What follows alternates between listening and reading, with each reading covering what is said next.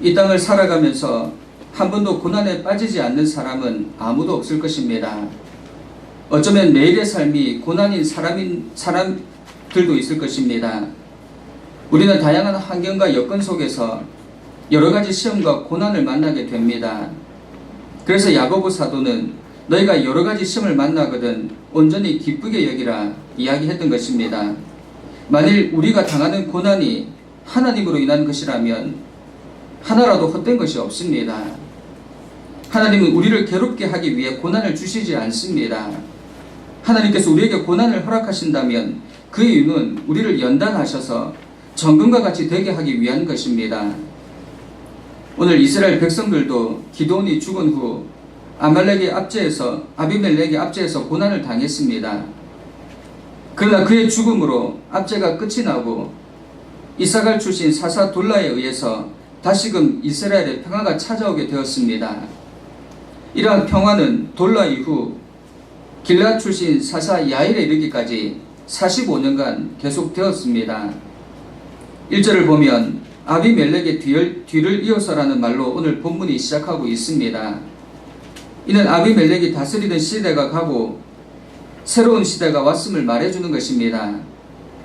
여기서 아비멜렉의 시대가 갔다는 것은 폭정과 배반, 그리고 형제를 죽이고 이웃을 해하는 동족 상잔의 시기가 지나갔다는 것입니다. 아비멜렉이 다스리던 3년간은 폭정과 배반으로 살육으로 이스라엘이 참으로 암울했던 시기였습니다. 그런데 하나님은 아비멜렉과 세겜 사람들의 모든 악을 벌하신 후 새로운 평화의 시기를 주셨습니다. 아비멜렉의 뒤를 이어서 하나님은 2명의 사사 곧 돌라와 야일을 이스라엘에 보내어 주셔서 평화의 시기를 허락하셨던 것입니다. 이 두 사사들이 다스리던 기간 동안에는 특별한 내적 분열도 외적인 침략도 없이 평온한 시기였습니다. 아비멜렉의 폭정과 압제로부터 받은 상처와 공고함을 달래주는 하나님의 배려였던 것입니다. 사람은 힘에 겨운 고난을 너무 오랫동안 겪게 되면 소망을 잃고 좌절하기 쉽습니다. 이것은 신앙적인 부분에서도 마찬가지입니다.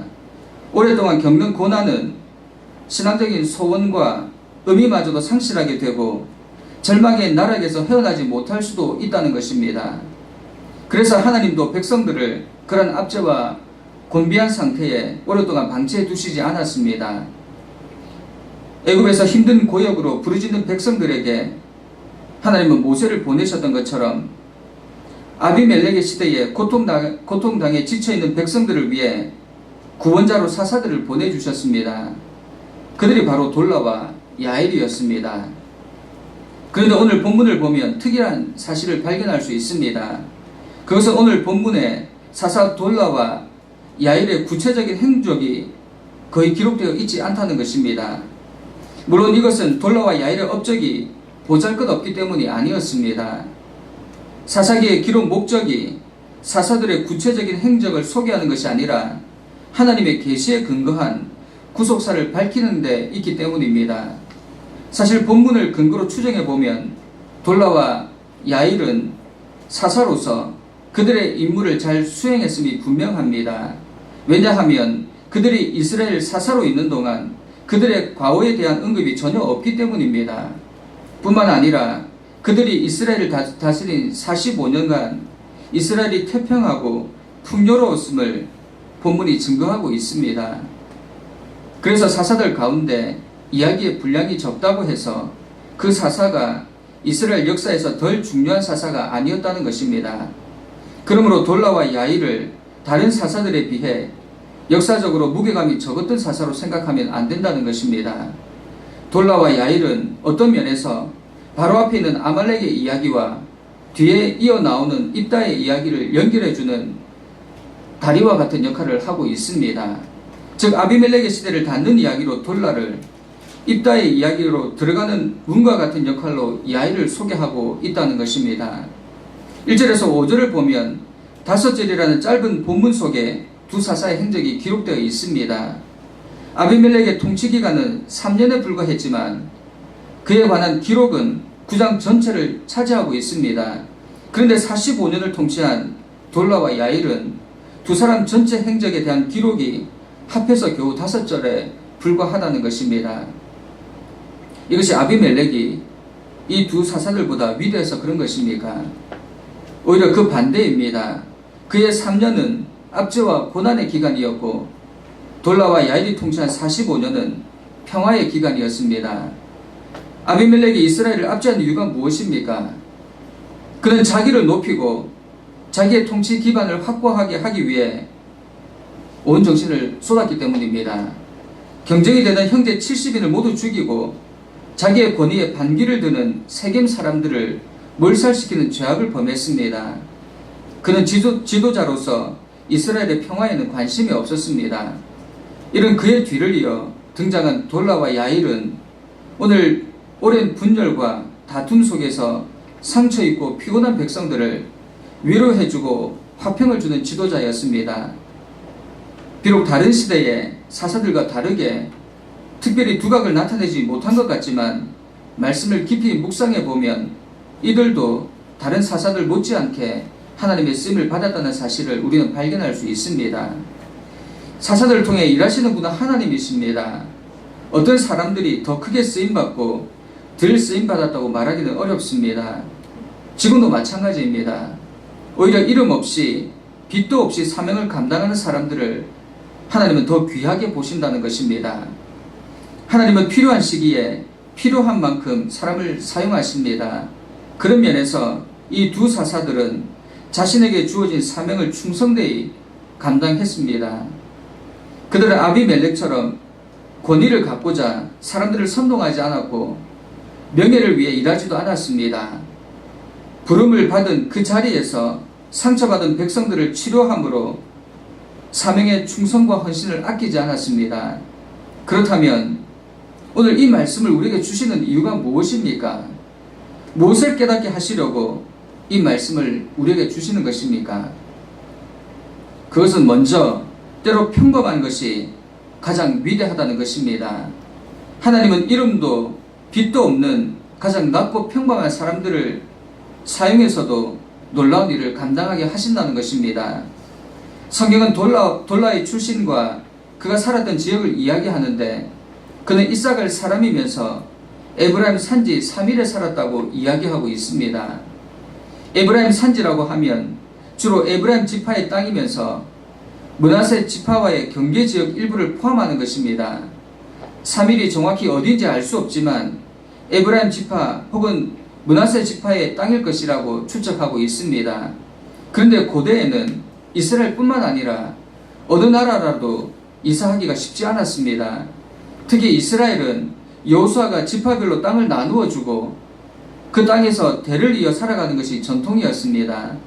그런데 이삭을 사람인 돌라가 자기 땅을 떠나서 다른 지파 땅에서 살고 있다고 하는 것은 아마도 하나님이 주신 땅에서 살 수 없는 사정이 있었다는 것입니다. 성경은 자기 지파 땅에서 살 수 없어 다른 지파의 땅으로 이주한 사람을 나그네라 불렀습니다. 나그네는 사회적 약자이고 그 사회에 빈곤층인 확률이 높습니다. 가장 평범하고 평범한 사람입니다. 그런데 너무나도 평범한 그를 하나님은 시대의 구원자로 불렀다는 것입니다. 돌라의 집안은 에브라임 산지에서 나그네와 같은 집안이었습니다. 돌라라는 이름이 가진 의미는 벌레입니다. 자주색 염료를 취하는 데 사용되었던 벌레. 에브라임 산지에서 돌라와 그 가족들은 이름처럼 벌레 같은 처지였을 것입니다. 아무도 알아주는 이 없고 평범한 사람, 나그네의 삶이 다 그렇습니다. 우리의 삶도 낮고 평범한 삶이지 않습니까? 누가 우리를 알아줍니까? 이 민자, 나그네의 삶은 이름도 빚도 없는 삶입니다. 그러나 하나님은 고통받는 이스라엘 백성들을 위해서 힘을 가진 사람을 선택한 것이 아니라 사람들의 눈에 벌레와 같은 돌라를 택하셨다는 것입니다. 그리고 그를 통해 상처받은 자를 위로하고 이스라엘 안에 죄악을 제거하셨다는 것입니다. 또 야일은 어떤 사람이었습니까?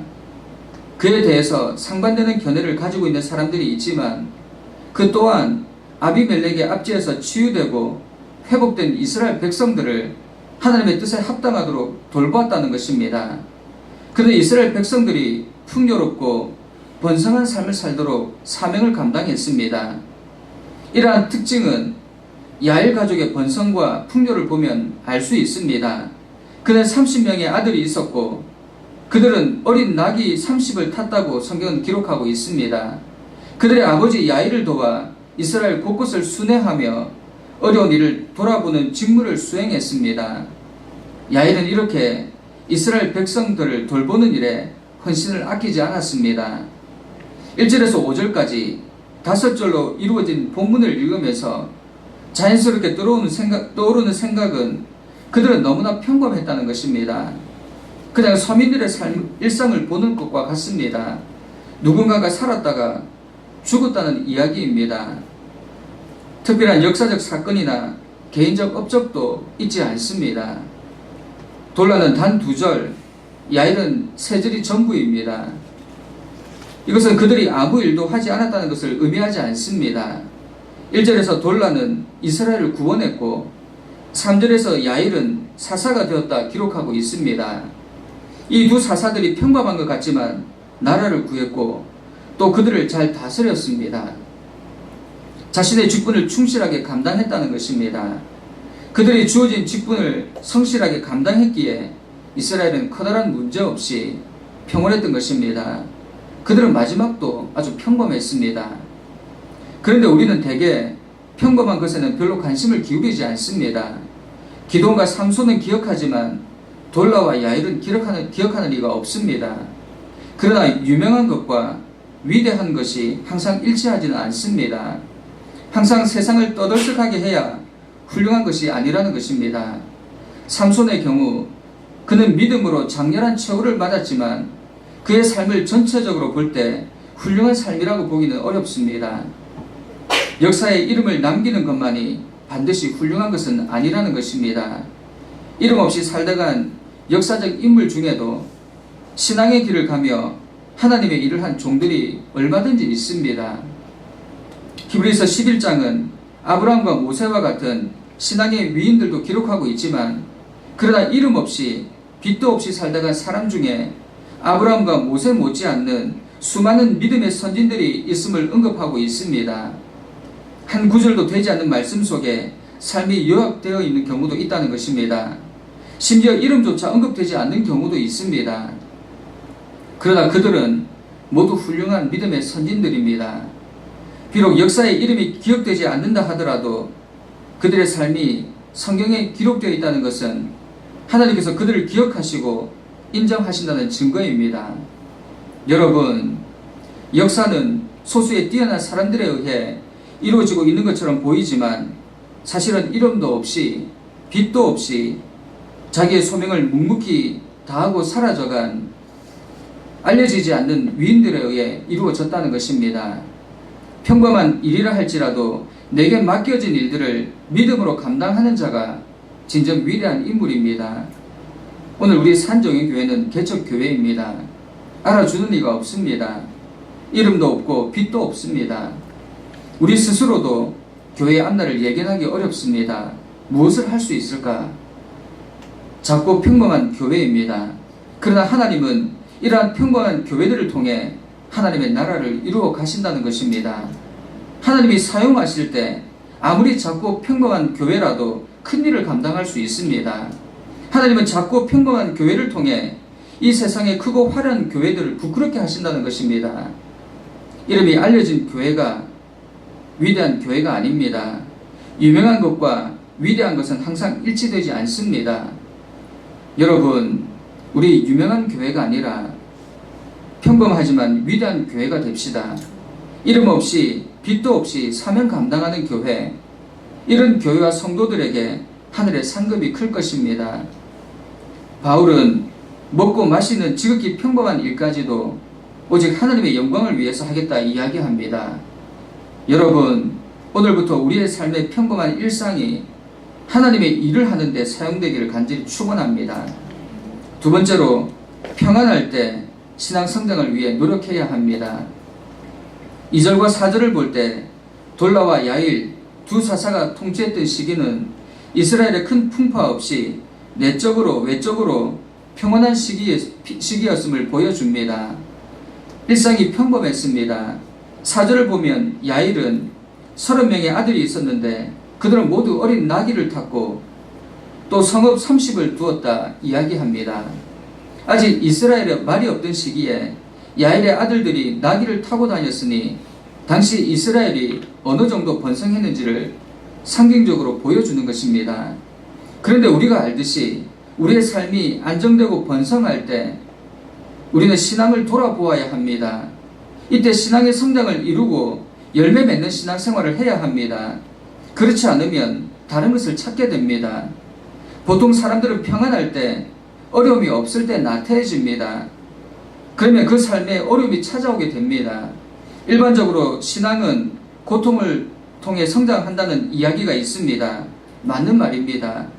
우리의 신앙은 고난을 통해 성장합니다. 그러나 식물이 성장할 때 비바람을 견뎌야 뿌리가 깊이 내리고 튼튼해지지만 비바람뿐만 아니라 온전하고 따뜻한 햇빛도 필요하다는 것입니다. 마찬가지입니다. 신앙이 성장하는 것 역시 고난뿐 아니라 평안의 시기도 필요합니다. 평안의 시기를 잘 보내야 그 후의 삶이 그 후에 살이 돋아오르고 풍성한 열매를 맺을 수 있다는 것입니다. 그렇지 않은 경우에는 침체기가 찾아옵니다. 그 평안의 시기를 어떻게 보내느냐에 따라 결과가 완전히 달라지게 된다는 것입니다. 여러분은 평안할 때 어떤 열매를 맺고 계십니까? 고난의 때에는 그것을 잘 견딤으로 신앙이 성장했는데 평안해지자 나태해지고 게을러져 오히려 신앙의 성장이 멈추고 있지는 않습니까? 그러면 다시 우리의 신앙의 삶에 침체기가 찾아오게 되고 어려움이 우리의 삶을 흔들게 됩니다. 오늘 이스라엘 백성들이 그랬습니다. 그들은 이 평안의 시기를 잘 보내지 못했습니다. 6절을 보면 45년간의 평안의 시기를 보낸 그들이 다시 여호와의 목전에 악을 행했다 기록하고 있습니다. 평안의 때에 나태해지고 그 삶에 안주해버리고 만 것입니다. 45년의 평안이 그들에게 신앙의 성장을 가져다 준 것이 아니라 오히려 침체기를 가져오게 했다는 것입니다. 고난이 찾아오면 교회는 더욱 강해집니다. 진리를 사수하고 신앙의 보수를 위해 최선을 다합니다. 이것이 고난의 시기에 해야 할 일이기 때문입니다. 그렇다면 평안의 때에 우리는 신앙 성장을 위해 무엇을 해야 합니까? 그때는 선교와 구제, 봉사와 섬김과 같은 선한 일에 최선을 다해야 합니다. 그러라고 하나님께서 물질도 주시고 힘도 주시고 능력도 주시는 것입니다. 그런데 하나님께서 주신 물질, 힘과 능력을 하나님의 일이 아닌 자신의 쾌락과 유익을 위해 사용한다면 하나님은 그 모든 것을 빼앗아 갑니다. 여러분, 우리에게 맡겨주신 것들 빼앗기고 후회하는 인생이 되지 않기를 간절히 소원합니다. 우리에게 평안을 허락하셨다면, 물질과 부와 힘과 능력을 허락하셨다면 우리의 신앙 성장을 위해서 열매 맺는 곳에 사용하기를 부탁드립니다. 교회사적으로 볼 때 로마 제국의 핍박이 있던 시대에 교회는 신앙을 잘 지켰습니다. 수많은 순교의 피를 흘렸습니다. 그 순교의 피를 바탕으로 교회는 꿋꿋이 신앙을 유지할 수 있었습니다. 2세기 이후 이단의 무리들이 교회를 어지럽힐 때도 교회는 이에 대응하여 진리를 사수하기 위해 총력을 기울였습니다. 또 19세기에 이런 물질적, 신앙적 부흥을 바탕으로 교회는 위대한 신앙의 사명을 감당했습니다. 그런데 교회가 항상 바른 자리를 지켰던 것은 아닙니다. 313년 콘스탄틴 황제의 밀라노 칙령으로 기독교가 공인되고 박해가 사라지자 어떤 일이 일어났습니까? 기독교는 이 평안의 시기에 신앙의 생명력을 잃어버렸습니다. 하나님께서 고난을 주실 때는 믿음의 뿌리를 깊이 내리고 진리를 사수했지만 평안과 풍요의 때 무너지고 말았다는 것입니다. 여러분, 하나님이 우리에게 평안을 허락하셨다면 선교와 구제, 선한 일에 힘을 써야 합니다. 그것이 평안의 시기를 허락하신 하나님의 뜻입니다. 그러나 그 뜻을 잊어버리는 순간 그 평안의 시기는 오히려 우리를 힘들게 하는, 어려움을 만드는 위장된 평화에 불과하다는 것입니다. 교회가 풍요와 성장에 도취되어 사명을 감당하지 못할 때 하나님은 그 풍요와 성장을 거두어 가실 것입니다. 여러분, 우리 평안할 때 신앙 성장에 힘을 다합시다. 지금 고난 중에 있는 분들이 있다면 신앙을 사수하십시오. 그리고 신앙의 공동체를 통해 피로를 공급받으십시오. 그리고 평안한 중에 계신 분이 있다면 하나님의 말씀을 부지런히 읽고 먹고 자라기를 힘쓰십시오. 그리고 하나님이 주신 힘과 재물로 선한 일에 힘쓰십시오. 이때 신앙의 성장을 이루지 못하면 반드시 우리에게 고난이 찾아오게 될 것입니다. 우리의 신앙이 뒤처지게 될 것입니다. 평안의 때 우리 신앙의 성숙을 이루어 다음을 준비하는 기간입니다. 이때 우리의 신앙이 더 깊어지고 더 넓어지고 더 높아져야 합니다. 그리고 주님이 주신 사명을 감당하기 위해 최선을 다해야 합니다. 그러면 우리에게 주신 평안의 때는 오래 지속될 것입니다. 여러분, 지금이 여러분에게 평안의 때입니까? 그렇다면 힘써 말씀을 읽으십시오. 하나님과 더 깊은 교제의 자리로 나아오십시오. 그리고 선한 열매를 맺으십시오. 선교와 구제, 봉사와 섬김에 더 많은 시간과 물질을 투자하십시오. 그러면 여러분의 삶은 더 풍요로워지고 윤택해질 것입니다. 하나님께서 날마다 여러분의 삶을 인도해 주실 것입니다. 여러분, 우리 산정연교회와 함께 이 일을 감당합시다. 누가 알아주지 않아도, 우리의 이름이 유명해지지 않아도 거기에 개의치 말고 묵묵히 사명 감당합시다. 우리가 세상에 이름을 내는 일도 중요하지만 그것보다 더 중요한 일은 하나님께서 우리에게 맡겨주신 사명을 감당하는 것입니다. 세상에서 아무리 이름을 날린다 해도 그의 삶이 하나님의 뜻에 합당하지 않으면 그의 미래는 어둡습니다.